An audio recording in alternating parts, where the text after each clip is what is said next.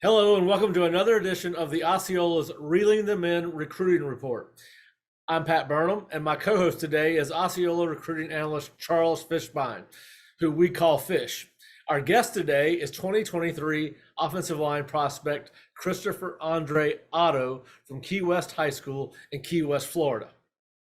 All right, we are now joined by Osceola recruiting analyst Charles Fishbein and 2023 offensive line prospect Christopher Otto, who goes by Christopher or Andre. We've talked to him a little bit about that when we were before we came on. But Chris, thanks for joining us today. Thank you for having me. Yeah, I know it's been a very busy time. You've your offer list is starting to get longer and longer. It seems by the day. I was on your Twitter account earlier, just looking at all the official offers that have come through, and you've had a busy social media account, that's for sure. As I mentioned in our intro, Christopher was at Seminole Showcase last weekend camping with Florida State and had a very impressive showing and led to an offer by Florida State. So we want to talk about that too. But Fish, you were aware of Christopher before I was, so you've known about him for a while, and a guy that you really like. So I'm gonna let you open it up with the first couple of questions. Yeah, no, Chris, you go to a school, Key West High School. It's, the last player to come out of there, actually, I really liked was the sergeant kid that, he went to Iowa.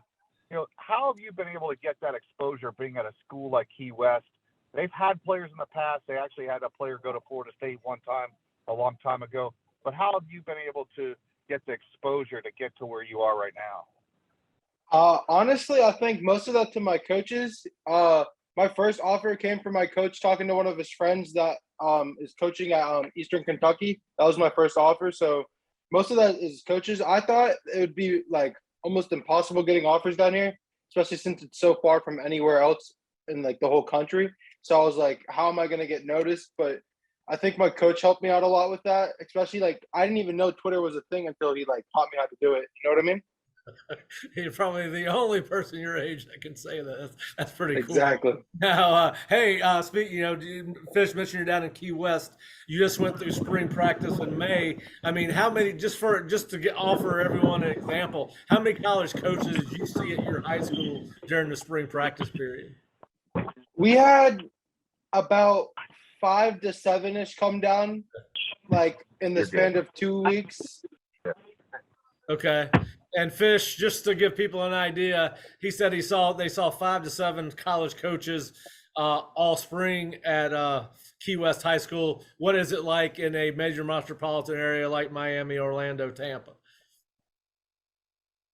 Well, I mean, I definitely sent his film and information out to a lot more schools. So hopefully that, like you said, that offer sheet grows. But, Key West is far from everything. But the one thing, Chris needs to learn, like a lot of recruits, is that if you can play, the scouts and the colleges will find you, especially offensive linemen, guys that have your size and ability, that can move laterally as well as you can. And the one thing that I have learned about players like you is the versatility that you can play tackle, guard, center at the next level, and those guys are hard to find. Usually you could play one of the 3 positions, maybe 2, but the fact that you could play all 3 at the next level is going to really help someone out like Christopher. Yeah, and Chris, let's talk about that. Obviously you came up for Seminole Showcase, end up getting an offer from Florida State a couple of days later when official offers could go out. Kind of tell us about how the recruiting process started with Florida State. Honestly, it threw me for a curve because I wasn't really talking to them at all. Like, Florida State has always been one of my top 5, top 3 schools because of film. I want to pursue film, and they have a really, really good film school. So they've always been a really top like offer or option for me. But I didn't really talk to them that much. And then one day, Coach Hughes, my head coach, called me down. He was like, "Hey, by the way, Florida State's coming down." I was like, "Holy shit!" Like, I was not expecting that. So I came down, met Coach Odell, had a great talk, and then a little bit later, they gave me an offer, and then they invited me up to go for that camp, and I got the official one.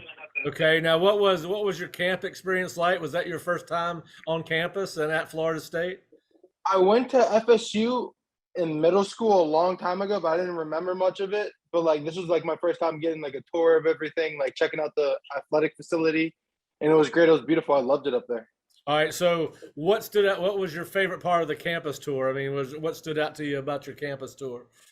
They had this really cool vending machine that you like click the button and then it like went up and like it was awesome. It was a vending machine and it was free. It was free any of the drinks.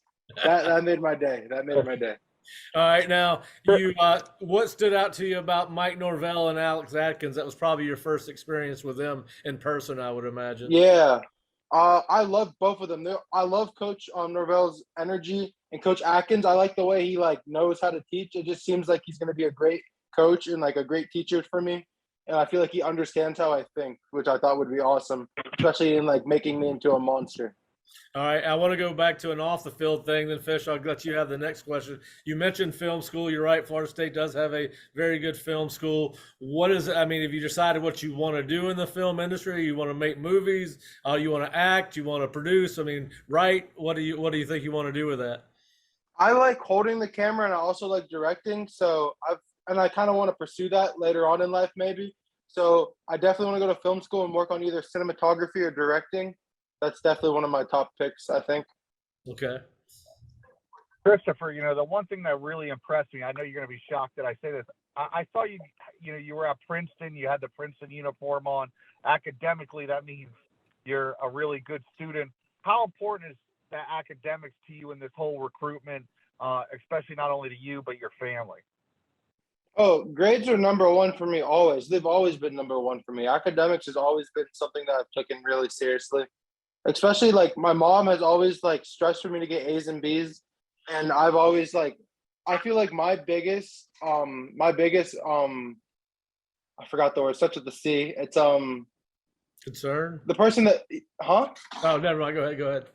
It was the person that like judges you the most. I judge myself the most out of anyone Critic. else. Like You're your biggest critic. I'm a biggest critic. Thank you so much. But like my mom always is like, you can get A's and B's, but like I really strive to get all A's. Like I want my SAT score to be a 1350. Like I just strive to be better with my academics and football. Well, and obviously you're very strong academically. And for our listeners who don't know and viewers, Christopher has offers from Harvard, Princeton, Duke, Yale, among others. Now, listen, obviously being in Key West, everything's far from home, no matter where you go to college. How big a factor will distance be in choosing a potential school? And then, as you said, academics are the priority. How do you walk that fine line of, oh, I've got these prestigious academic institutions and now I've got some Power Five offers, and more, I think Fish and I agree, more are going to come. Now, obviously, they have great academics at some of these Power Five institutions as well, but how do you walk that fine line in your decision making? I mean, distance wise, I don't really mind where it is. I could be playing in Arkansas for all I care. I don't really mind distance wise. It just if I go to play football somewhere, I want it to feel like natural for me. I want it to feel like something that like not like I'm used to, but just something that feels like home. Like I want the team energy to be really good. I want to have like a great bonding experience. I want them to be like a brotherhood, not just a family. Like I want it to feel real close. And then for the academics part, I do kind of look for academics for my colleges too. And I kind of want to go to a school that has a film school. Okay. All right. So you mind if I jump in? Yeah, go ahead, Fish. The one thing I wanted to jump in and ask, noticing that you're on this audio visual podcast with us. The one thing that impressed me, I noticed when I first started looking at your profile and everything, you were about 6'4", 6'5", about 260. Now you're pushing close to 300 pounds, and you've gotten yourself into college shape. Where did this development come over the last year and a half with you? I've always taken football super seriously, and I always have. I love football. I've done it since I was in the first grade, but my sophomore year when COVID hit, I didn't get to play as much as I wanted to. And then our last game, we went against Northwestern, which is a really good football team, and we lost to them, but it was a pretty good game. And like after that game, seeing like the seniors cry and like sitting there realizing that I'm going to be up in 2 years, like I realized that I really needed to step up my game. So my coach started helping me out. We started working out a lot more, started getting bigger, faster, stronger, smarter. Like I took football a lot more serious than I ever have before. Yeah. Now, staying on the field, watching your film, you very physical guy. You play through the whistle. Do a good job of running your feet when you're run blocking. Tell us a little bit about what you think the strengths of your game are as a football player in your development right now, and some of the things that you want to improve on during your senior year. I think my run blocking is really good. I love knocking people on their asses. It's one of my favorite things about the sport of, especially being on the offensive line, is pancakes, knocking them on their butts. And then our offense doesn't really do a lot of passing, but I think we're working on that. So I think I need to work on my pass pro a lot more, especially since like all of our linemen have our hands on the grass. Like we're like balls to the wall type of offense. You know what I mean? We play the triple option. So I feel like we don't pass as much as much schools do.